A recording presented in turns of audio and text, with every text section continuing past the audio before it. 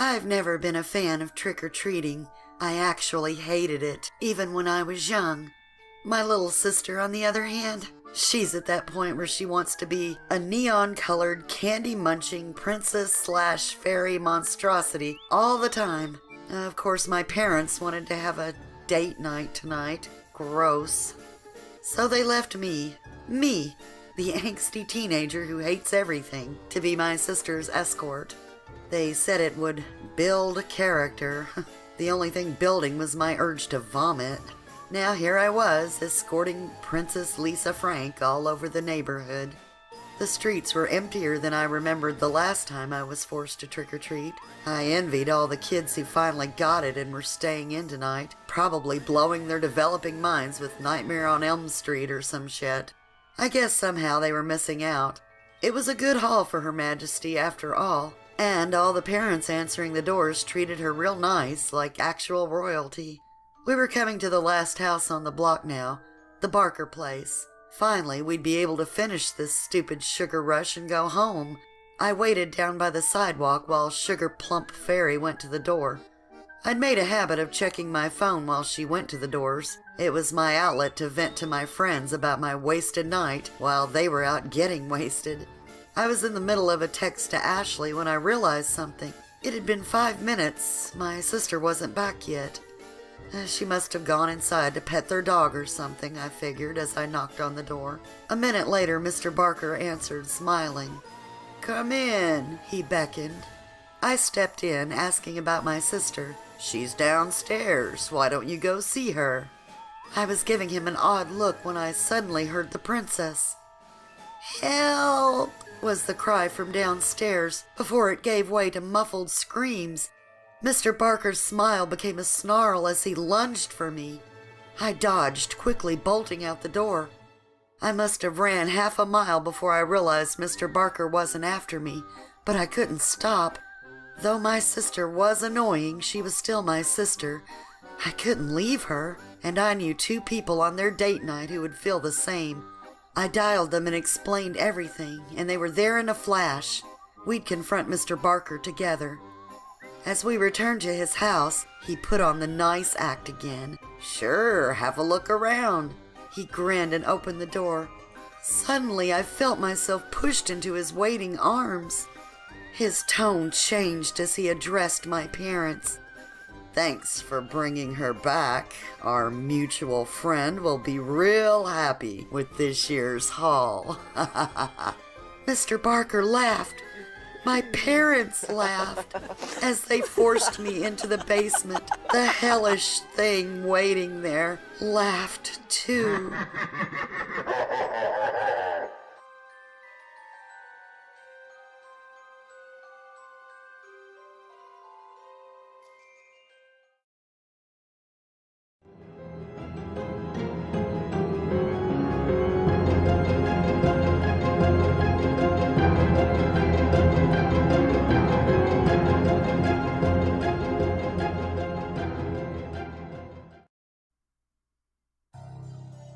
Carly skipped through the house with glee as she twirled around in her Grim Reaper costume. Her mother thought this choice was morbid at first. She never imagined Carly would pick out an outfit like this. Alicia had assumed her daughter would pick a costume like what most of her friends were wearing: a fairy, a princess, a ballerina. Something age-appropriate and popular among the other first-grade girls. No, Carly had insisted on something scary, and after days of pleading and begging, her mother gave in. So much had changed since the divorce. Alicia smiled as she grabbed her keys. Trick-or-treating lasted from 6 to 8, and she wanted to make sure they got an early start before dark. Carly looked up at her mother with inquisitive blue eyes, while Alicia explained the importance of always holding her hand and not getting separated. The energetic, blonde young girl nodded with impatient excitement. It was time to go. Children flooded the streets of the small suburb. Alicia had never seen anything like this before. They had lived in Chicago prior to this, and had never taken full advantage of neighborhood events like this due to living in a large city. This was the first year Carly was old enough to go out trick-or-treating, in her opinion. She gripped her daughter's hand as they walked through town. There wasn't a moment in time when she didn't fear for Carly's safety. It had been a constant fear since the day Carly was born. She noticed the sea of children running through the street. How ridiculous. Where were these children's parents? Didn't any of them care about making sure their kids were safe? It was to be expected, especially in this day and age. She shook her head and kept walking. Alicia tripped over a large hole from a chunk missing in the sidewalk. Without thinking, she fell to the ground and caught herself with both hands. She was fine, just a small scrape on her left wrist from where she slid from the impact. But none of that mattered in those few seconds. She had let go of Carly's hand, and Carly had disappeared.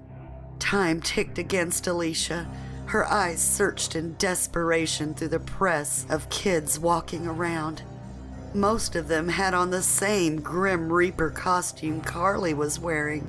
She took off running, pulling masks off of several children, but no Carly. Alicia stopped and stood in a panic. Her first response, as any mother's would be, was to scream Carly's name, but she couldn't. That would do her no good, because her daughter had never heard her voice before.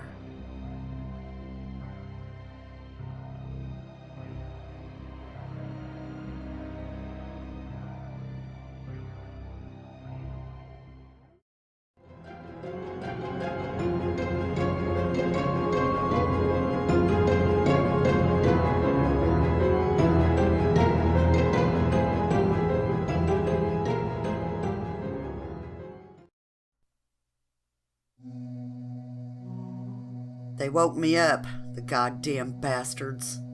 First good night of sleep I have in years, and they woke me up.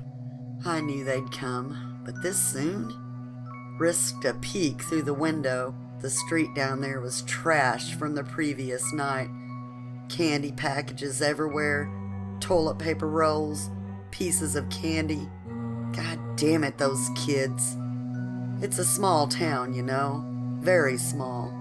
The kind of town where you'll get angry looks from overprotective parents if you refuse to take part in this pathetic little ritual of theirs.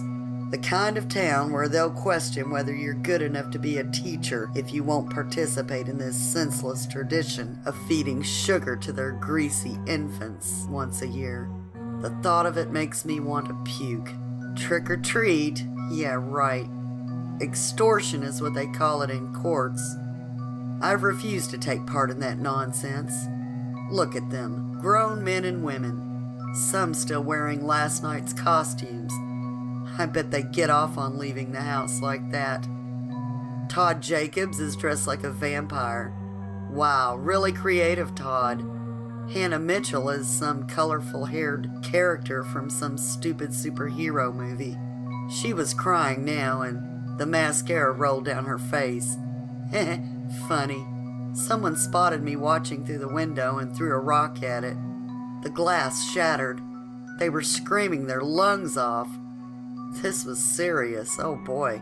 I hate this town so much. They punched the door, more of them arriving at each second. 20 of them. No, 30. Was that the sheriff?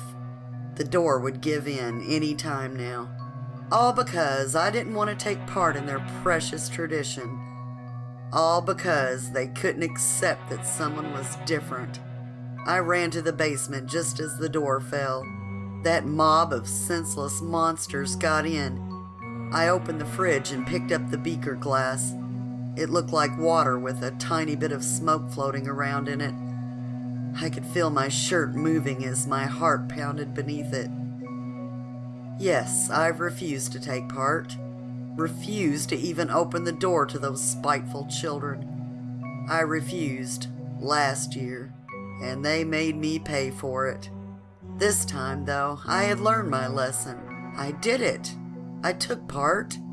But still, here they were, angry, mad, crying.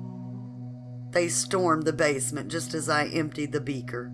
My whole body trembled, and I was suddenly shaking on the floor. You're not supposed to take so much at once. You gotta take a very small dose. That way, it will take about 6 hours before acting.